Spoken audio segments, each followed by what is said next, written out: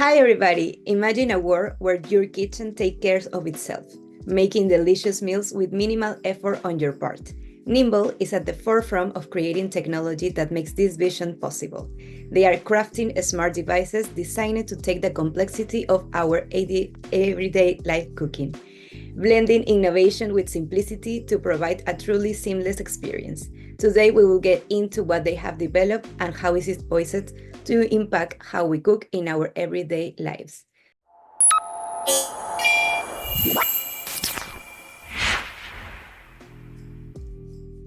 Today, we are joined by Rohin Malhotra, co-founder at Nymble. Welcome, Rohin. Thanks for joining us today. Thank you for having me here. Okay, so you studied engineering, and 7 years ago, you and Raghav found Nymble. How did you and him come up with this idea? So me and Raghav go back a long time. We were friends in middle school, so we've known each other since 16 years, and we were always working together on projects. Wow. So the way Nimble came together was that I grew up in a household where both my parents were working. So I used to see my mother. She used to get up early in the morning. She used to make breakfast for us. She also used to pack tiffin for us to take to school. And then once she used to come back from work, she used to cook dinner for the entire family. Wow. Um, and looking at her, growing up, I could see that, working parents have a very difficult time eating good, healthy food every day. Um, and so the thought was simple that when I grew up, when I get married, when I have kids, I could not see myself putting in the amount of effort that my mom did, Yeah. and that was was one of the motivations behind starting Nimble. And because I knew Raghav, for a long time I knew it was going to be him as my co-founder. Wow, yeah, that's true because I think that when we grow up, we start to have more responsibilities, more things to do in our everyday life. So we are busy to just do something simple, and sometimes we ended up eating, I don't know, frozen meals, or Yeah. we outside like fast food and that stuff because we don't have time. So I think that it's really Yes. cool this option for us. Yes, yeah, exactly. I think as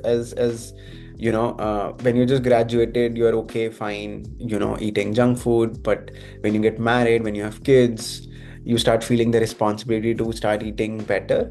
Mhm. And then a lot of people figure out that they don't know how to cook, they don't have the time, and that's where Nimble fits in.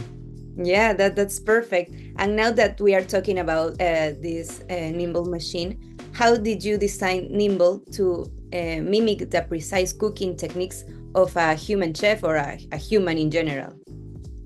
Exactly, yeah. So that's a great point. So to start off with, as you said, Nimble mimics a human chef, right? We haven't invented a new form of cooking. We are inventing humans in the closest way possible.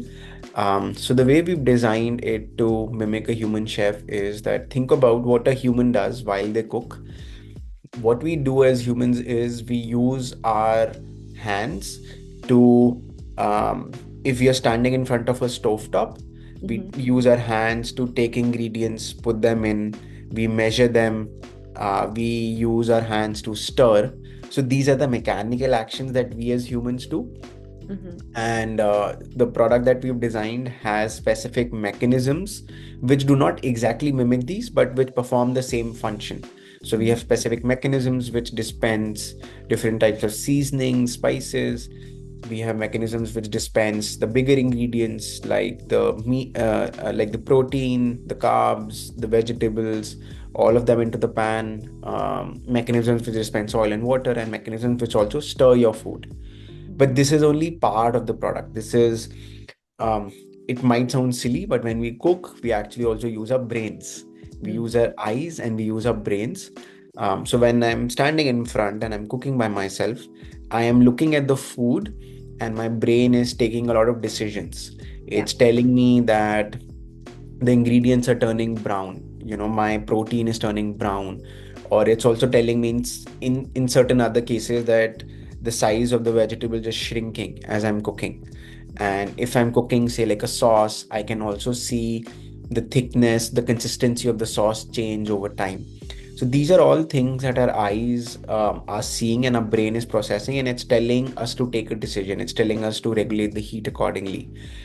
And that's also built into Nymble. So Nymble's eyes is a camera Mm-hmm. which takes in high resolution images, and the brain is the AI in the product, Mm-hmm. which takes all these images, infers a lot of uh, information like the color, the size of ingredients, the texture, the consistency, and based on these, it takes very intelligent chef-like decisions of about regulating heat, about adding the next ingredient, about stirring more, about stirring less. So, so that's how the product came along. Mm-hmm. Obviously, it has taken us multiple iterations to get it right to its final form today.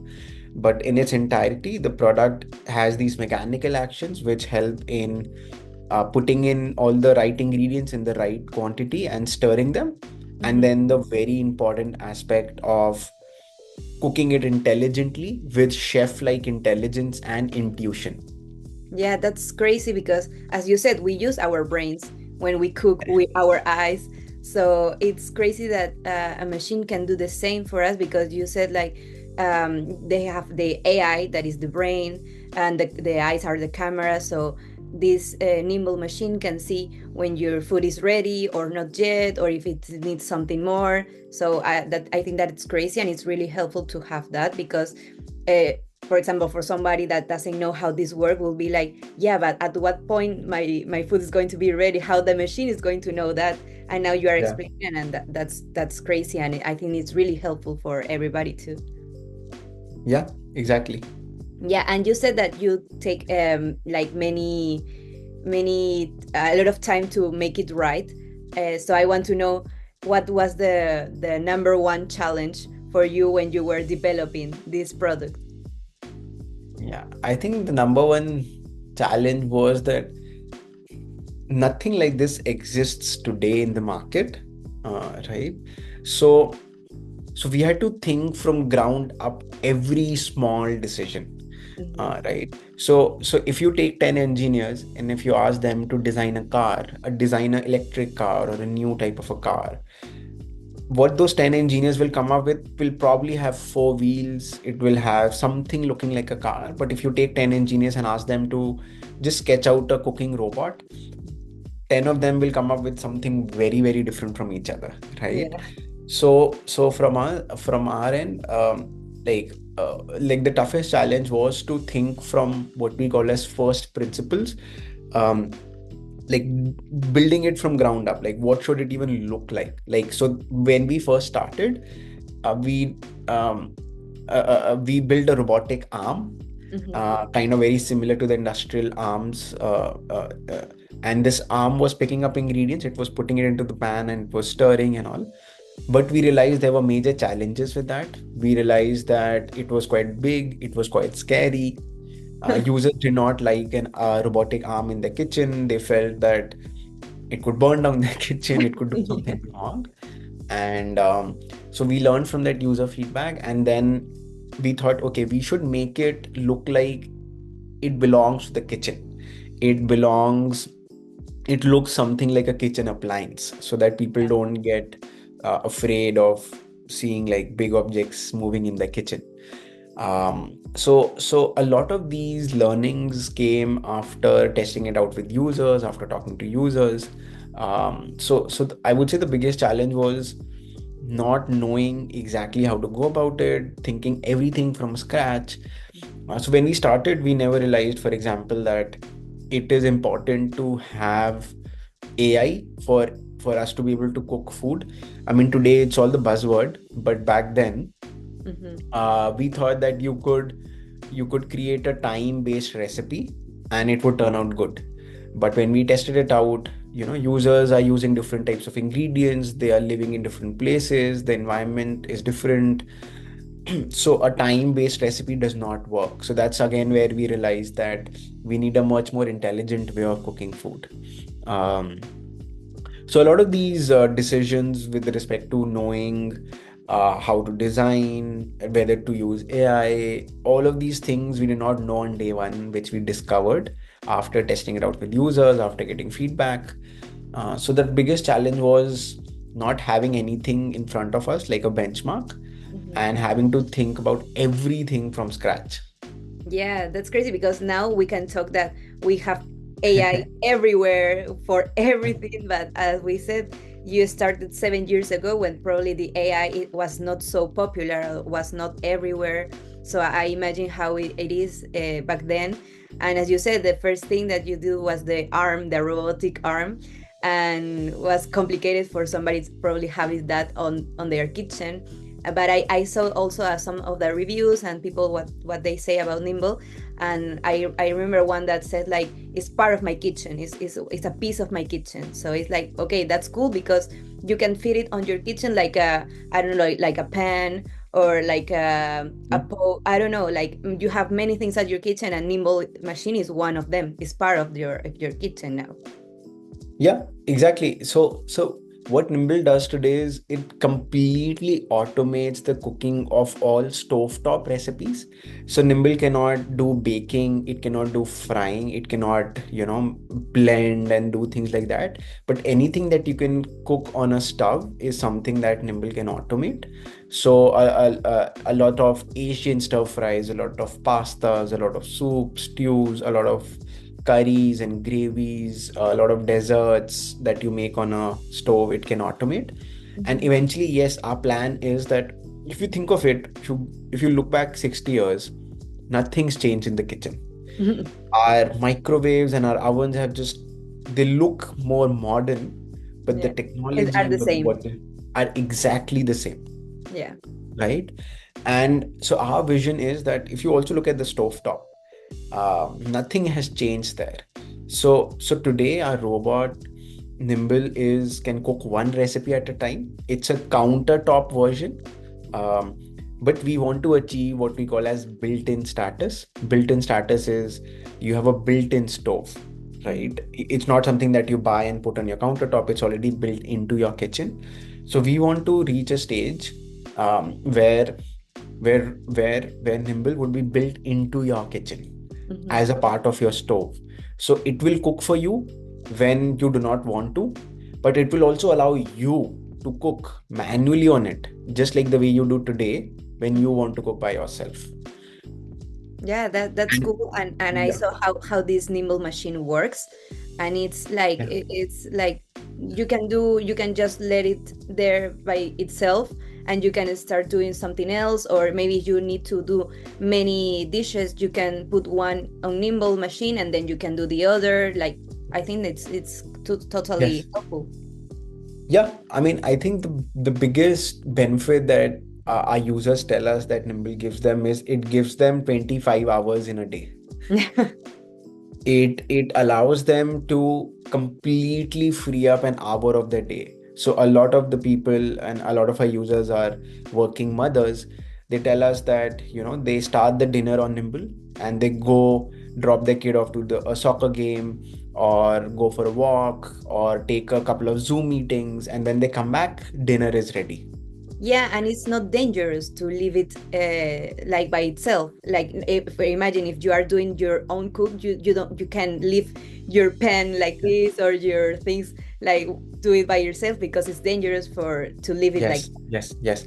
So Nimble has multiple safety mechanisms built in, but from ground up, there isn't anything dangerous in the sense that Nimble uses induction heating. So there is no flame, there is nothing, nothing that can cause any major damage to anything.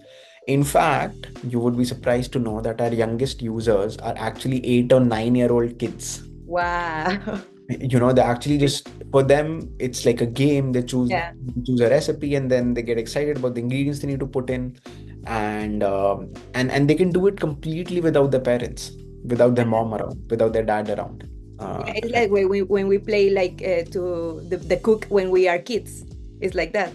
Yeah, yeah, yeah. And in this scenario, it's actually real food getting Yeah. cooked for you, which kids love. Yeah. So a lot of our very young users make their own mac and cheese without their mom. Yeah, that's crazy, and I think it's really cool. And now that we are talking about that, there are some recipes. I want to know if Nimble can adapt to different cultures and traditional dishes of each country, because in every country we have like a specific ingredients, and you don't find everything that the recipe says. Depends where you are in the world. So I Mhm. want to know that. Yes. Yeah. Certainly. So I think we've built Nimble for the world, right? And we see the problem that I talked about, right? My mom coming back and having and working couples finding it difficult. It's not a country specific problem. People around the world face that. So yes, Nimble is built to cook across so many different cuisines. So as of today, we can cook a lot of pastas. We can cook a lot of Thai food. We can cook a lot of Asian food. We can cook a lot of Indian food.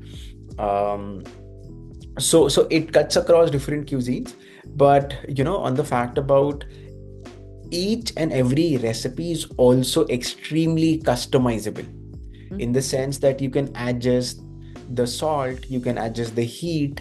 If you're Mhm. making a sauce, you can adjust the consistency of the sauce. If you're making a pasta and you can say, hey, I want it to be more saucier than usual, right? And it also allows you to swap ingredients. For example, you could swap a protein for something else. Yeah. It also gives you the option to, I call it, veganize a dish. Let's assume you have certain dietary preferences. So you put in those preferences and it'll suggest you ingredients based on your preferences. Mhm. For us, we think of Nimble as your own private chef, Mhm. which takes in your preferences and makes food exactly tailored just for you. Wow. Yeah, that's crazy because some people have like also like you said, dietary preferences. So or maybe they have a health issue or something Yeah. that they need to have a specific diet and eat less salt or don't eat meat or something Yeah. like that. And I think that if you can adapt it by for you is perfect. Yes. Yes. Certainly. Exactly. Wow, that's really cool. And well, you said that you can customize your own recipes because, as I said, some people have allergies or special preferences. So I think that that was really helpful. And I want to go back again to the AI and everything that Yeah. has Nimble now. Can you explain how this AI evaluates the cooking process in real time Yeah. and it Yes. adapts to the parameters of while it is cooking? Exactly. So think about, every time we look up a recipe on the internet, it has instructions like cook the onions until they're golden brown. Mm-hmm. Now, no one knows what's the exact definition of golden brown, right? Mm-hmm. But if you look at this cooking instruction, basically what it's telling us to do is, it's not telling us to cook for a certain amount of time. It's not telling us to cook at a certain heat. It's telling us to continue cooking until the onions reach this color. Mm-hmm. So that is exactly what the AI helps us achieve. So let's assume you're cooking onions. It will cook the onions, it will continuously monitor the color of the onions, and once they reach a particular shade of golden brown, it will know that they are done. uh, Mm-hmm. right? And for us internally, there are ways of how we've encoded what golden brown is. uh, to give you an example, it's quite simple. We've given onions colors between 0 and 100. Mm-hmm. 0 means that the onion is completely raw. Mm-hmm. 100 means that the onion is completely burnt, Yeah. right? So if we are cooking to golden brown, we will tell the AI to cook the onions until they reach a score of 60, which Mm-hmm. might be somewhere in between, right? Or let's assume you're cooking chicken. When you cook chicken, you again see the ingredient change color from pink, it goes to white, and Mm-hmm. then becomes slightly brown. Mm-hmm. Again, depending on the recipe, right? Some recipes may not want require it to be. So one capability is to look at the change in color. Mm-hmm. If you also look at some other capabilities, for example, some ingredients don't change color, they change size. When you're Mm-hmm. cooking tomatoes, they Yeah. don't change color, they change size, they reduce in size. Yeah. If you're cooking mushrooms, they change size. So our AI also looks at the change in size of these ingredients. right? And again, it knows that this was the original size and this is the size now. And it can correlate the change in size to knowing whether that ingredient is cooked or not. Mm-hmm. When we're cooking rice, we can see when boiling rice in water, we can see if all the water has evaporated or not, right? Is the rice dry or wet? If we are making a sauce, think about it, right? If we're making a sauce or a soup or a stew, anything which is liquid, the way we figure out how thick is it, we take a stirrer and we like move it around and we see by how liquid is it, how its movement is, we are able to infer whether it's thick or thin. So Mm-hmm. that's again something which our AI does. It is able to look at how the movement of the liquid is to infer how thick or thin is it. And then the AI does everything around when you add ingredients, it's able to identify what ingredients you've added, how big are they, right? Big as in how big have you prepped them. If you prep them really big in size, then it will adjust the cooking time. If they're small in size, it will again cook it slightly for a lesser amount of time. So it looks at all of these things, right? Change in color, change in size, change in consistency. It looks at the different types of ingredients, their prep form, and it uses all of this information to take intelligent decisions, right? Regulating the heat, stirring, putting in water. So that's if I were to break down the AI, that's what AI our AI does, and we can correlate it very easily back to what a human does. That's what we as humans do when we cook. Mhm. Yeah, that's totally true. And what happens if, for example, somebody likes to eat meat super cooked, but the Nimble machine do it like at some point stop to cook the meat? How can you can make it put it again to make it, or how this can improve? Yes. So once someone cooks a recipe and after the end of the recipe they realize that something not right, Mhm. we do have some options where you can cook it for longer or you can tweak some parameters. But we go a step ahead of that. We take in user feedback at the end of every recipe. Okay. And the way we use it is we use it to improve your next recipe. Ah, okay. Right? Perfect. Again, think of this as a chef who's coming to your home, Yeah. and maybe the first one or two times they may not exactly cook according to your preferences, but once you give them feedback, the third, fourth, fifth time, they'll improvise and improve. Yeah. And that's exactly what Nimble does. So maybe it cooked some meat and maybe you wanted it to be done more, and you give that feedback. The next time it cooks, it will make sure that it's using your feedback. So it continuously learns from your preferences and becomes better over time. Ah, okay, yeah, that's perfect because as I said, some people like to eat the meat super cook or half cook, or I don't know, the pasta like dente or more cooked. Like we have like different preferences, Yeah. and it's cool that we have like Yes. this feedback. As you said, like if like a normal chef, like a human chef, that you said like, oh, I want this more cooked the next time, and I will say, okay, next time I will do it. I will do it like that. So that's Yes. perfect. Yeah. Exactly. Wow. Okay. So now that we talk about the challenge, we talk about the Nimble machine.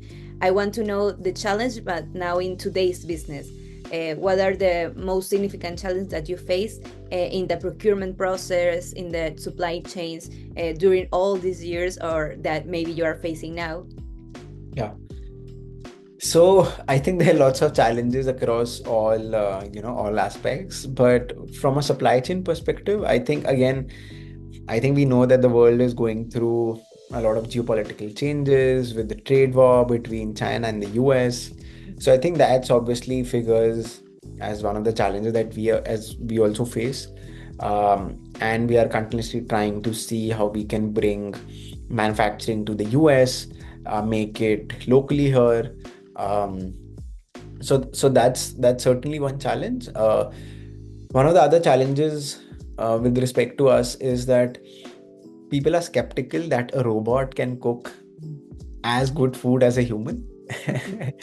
and and they don't believe us until they actually see the product and taste the food.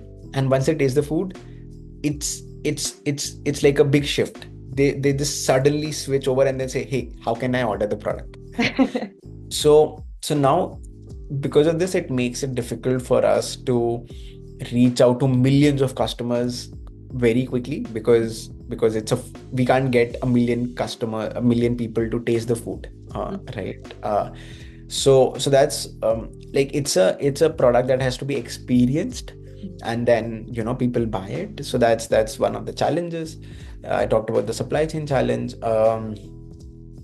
Yeah, and then I think the other challenge is that it's such a new thing. It's like a chef in your kitchen cooking food for you, which is not a human. It's such a new thing that we are discovering challenges every day, right? So a customer calls us and says, hey, my pasta was so spicy, and now the customer is supposed to help sorry, our support is supposed to help the customer out, and they don't know exactly which pasta did the customer cook, what did they want. And so like these are very unique type of challenges that come Yeah.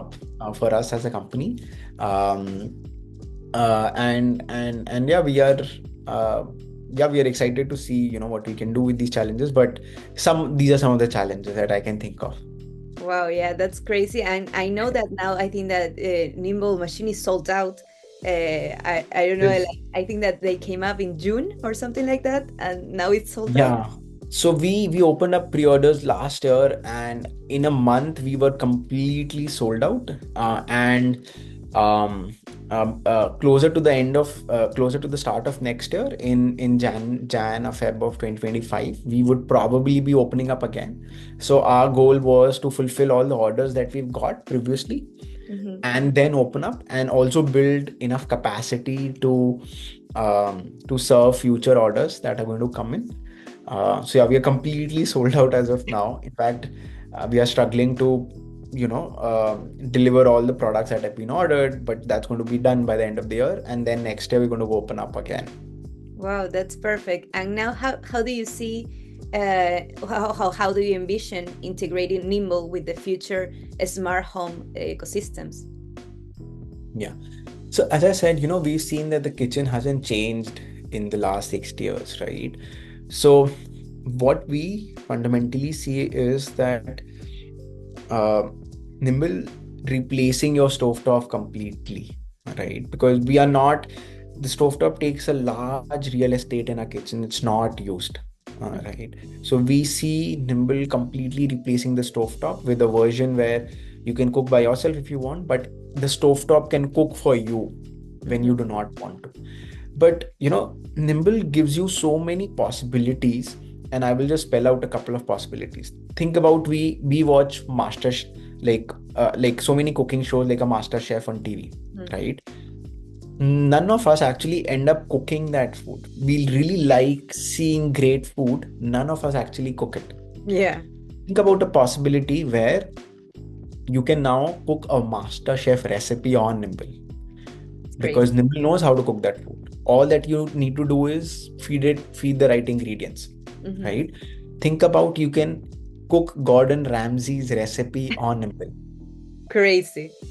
right? So instead of us consuming all this content on TikTok, Instagram, on TV with great looking food, which we never cook, you can now actually cook because you don't need to know how to cook. Yeah. Nimble knows, and it's just a software upgrade for Mhm. us. The device and the machine remains the same. It's just a software upgrade which lets people. So these are like the future possibilities that we will be working on.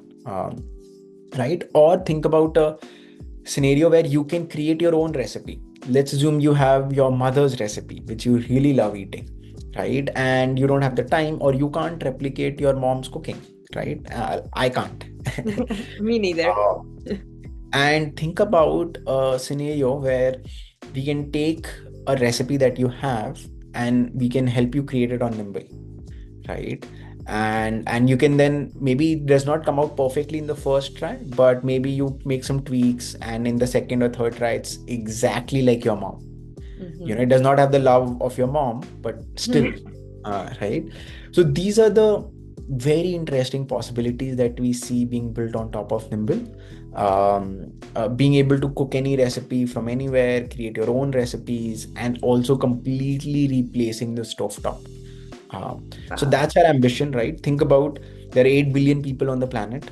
all of us eat food Yeah. almost 2 or 3 times a day. And the amount of time we spend in that, if we can take that away and give that time back to people to spend it with their kids, to do what they really like doing, I think that's our ambition.